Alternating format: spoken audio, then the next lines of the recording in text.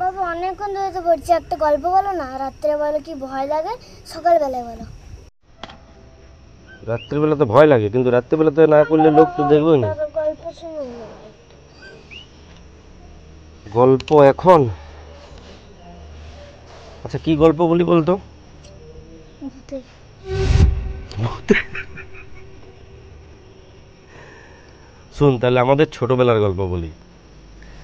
আমরা দুজনে, আমি আর তোর কাকা দুজনেই ছিলাম খুব বদমাস, খুব মানে খুব বদমাস।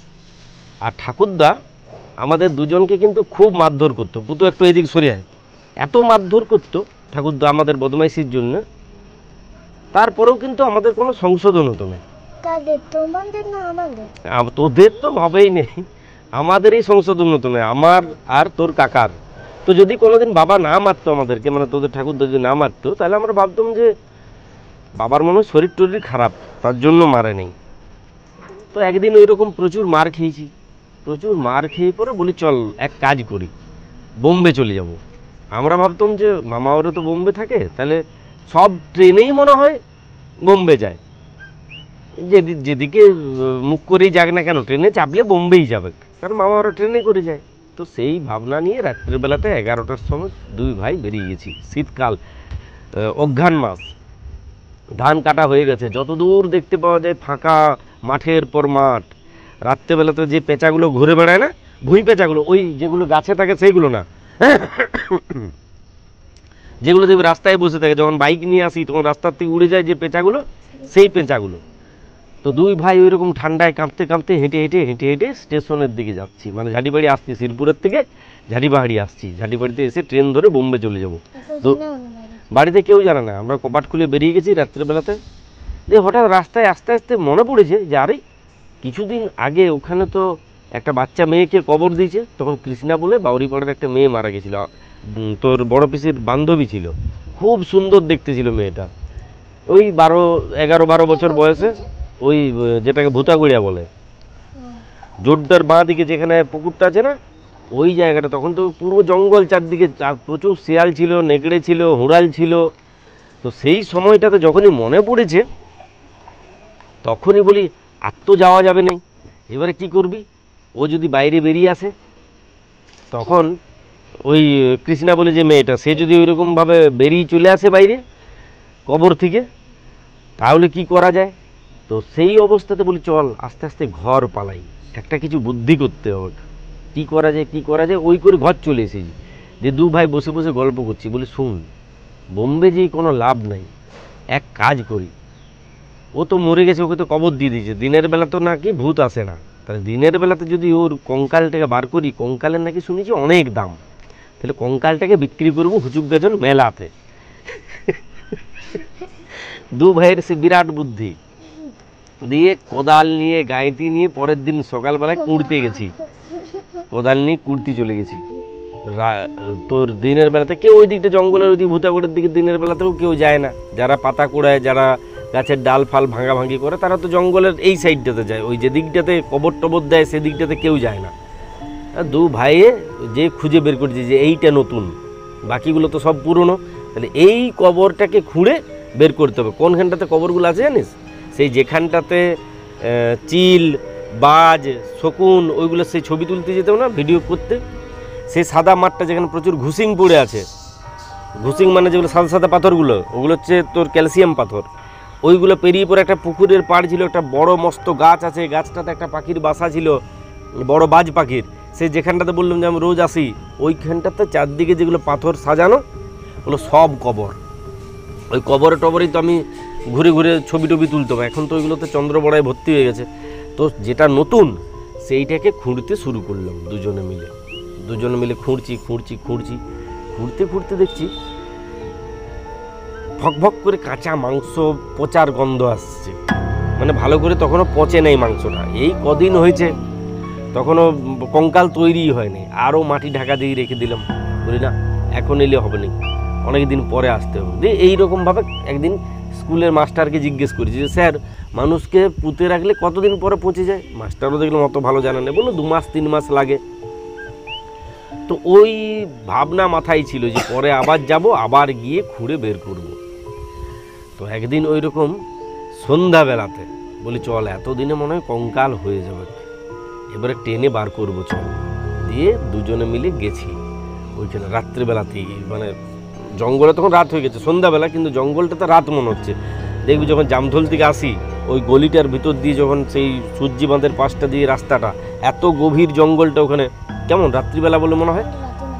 তো সেই রকমভাবে ওই সময়টাকে কিন্তু রাত বলে মনে হচ্ছে। আমরা আবার কুঁড়তে শুরু করেছি, কুঁড়তে কুঁড়তে কুঁড়তে কুঁড়তে কঙ্কালটার অর্ধেকটা বের করেছি, কিন্তু পুরোটা বের করতে পারছি না। এত মাটি পাথর পাথর দিয়ে ঢাকা দেওয়া আছে, বের করতে পারছি না। আর হাত টাতগুলো একদম সেই ছোট ছোট লাগছে, মনে হচ্ছে যেন 12 বছরের বাচ্চা না, মনে হচ্ছে যেমন এই 3 বছরের বাচ্চা, মানে হাড়গুলো অনেক ছোট ছোট মনে হচ্ছে। কিভাবে ছোট ছোট হয়ে গেছে ভগবান জানে। ভয় লাগছে দেখছি হাড়গুলো কীরকম, তখনও মাংস রক্তের ছিটা ফোটা লেগে আছে, আরও সেটাকে চাপা দিয়ে দিয়েছি, বলি না দরকার নাই। এরপরে কি হতো, প্রত্যেক রাত্রেবেলাতে আমি শুতাম বারান্দায়, পড়তে পড়তে বারান্দায় শুয়ে দিতাম, দিয়ে ঘুমিয়ে যেতাম। এবারে সব দিন তো ঘরে ভেতরে ঢুকতাম নাই, আর তখন তো অতগুলো ঘরও ছিল নাই। যখন ঠান্ডা লাগতো তখন নিজেই উঠে ঘর ঢুকতাম। তো সন্ধ্যাবেলার পরেই মোটামুটি 9টা-10টার পরে যখন পড়তে বসতাম, দিয়ে ঘুমিয়ে যেতাম। সবাই শুয়ে দিত, জানতো উঠে এসে শুবে। রোজেই স্বপ্ন দেখছি যে ওই রকম একটা বাচ্চা মেয়ে বাদুড়ের মতো হয়ে উড়ে আসে, দিয়ে এইগুলো নুচি দিয়ে যায়, এগুলো নুচে এইগুলো দিয়ে রক্ত বেরোয় ঝরঝর ঝরঝর করে। আর আমি সেই কাঁদতে কাঁদতে রক্ত মুছে উঠি, দেখি কোথাও বাদুড়ও নেই, কিছুই নেই। তখন তো আমাদের ঘরের ভিতরে একটা মস্ত পেয়ারা গাছ ছিল। তো একদিন ওই রকম পেচ্ছাপ পেয়েছে তোর কাকাতে আর আমাতে, ওই পেয়ারা গাছের পাশেই তখন আমাদের আগে বাথরুম ছিল। তো পাশে গেছি, ওকে বলছি যে জানিস আমি এইরকম স্বপ্ন দেখছি, মাঝে মাঝেই রাত্রিবেলাতে এইরকম স্বপ্ন দেখি যে একটা বাচ্চা মেয়ের মতো বাদুড় আসে, দিয়ে আমাকে নুচি দেয়, দিয়ে নুচে রক্ত বেরিয়ে যায় গালগুলো। তো বলছে আমিও দেখি ওই রকম একটা স্বপ্ন, আমিও দেখি যে গালগুলো নুচি দেয়, গোটা গায়ে রক্ত হয়ে যায়। দিয়ে কাঁদতে কাঁদতে যখনই ঘুম থেকে উঠি তখন দেখি না সব ঠিক আছে। ও বাবা, ওই গল্প করতে করতে হঠাৎ দেখছি একটা মস্ত বড় বাদুড় পেয়ারা গাছটার উপরে এসে ঝপাং করে বসেছে। আর আমরা সেই ও মা গো, ও বাবা গো করে আমি সেই দড়বড় করে দৌড়ে ঘর যাচ্ছি, আর দুজনের সাথে দুজনের পায়ে পায়ে বেজি লেগে দুজনেই দড়াম করে পড়েছি। আর যেই ওইরকমভাবে পড়েছি, তখন তো ঘরে গোয়াল ছিল, গরু ছিল, গরুও বাচ্চা করে উঠে সে দৌড়ে বলে বেরিয়ে যাব। কিন্তু দেখছি ওই বাদুড়টা উড়ে যাচ্ছে না, বিরাট বড় বাদুড়। আগে পেঁচা দেখেছি অনেক বড়, একবার তো একটা পেঁচার পিছনে ছুটতে ছুটতে অনেক দূর চলে গেছিলাম, অনেক বড় লক্ষ্মী পেঁচা একবার একটা এসেছিল। আমাদের তখন কলা গাছ ছিল, কলা গাছের উপরে বসতে কলা গাছটা সে যেন দোল ছিল, এত বড় এইরকম বড় লক্ষ্মী পেঁচা, এমনি মাথা। তো বাদুড় অত বড় দেখি নেই, অত বড় না, বাদুড়টা ছিল কীরকম, বাদুড়টা ছিল বিড়ালের মতো, ওই রকম বড়। আর বাদুড়ের মুখগুলো কিন্তু কুকুরের মতো হয়, বাদুড়ের মুখ কিন্তু অন্য পাখির মতো মুখ না, কুকুরের যেরকম মুখ বা হুড়ালের যেরকম মুখ সেই রকম মুখ হয়। ও দেখছি উড়ছে উপরে, সাই সাই সাই সাই করে উড়ছে।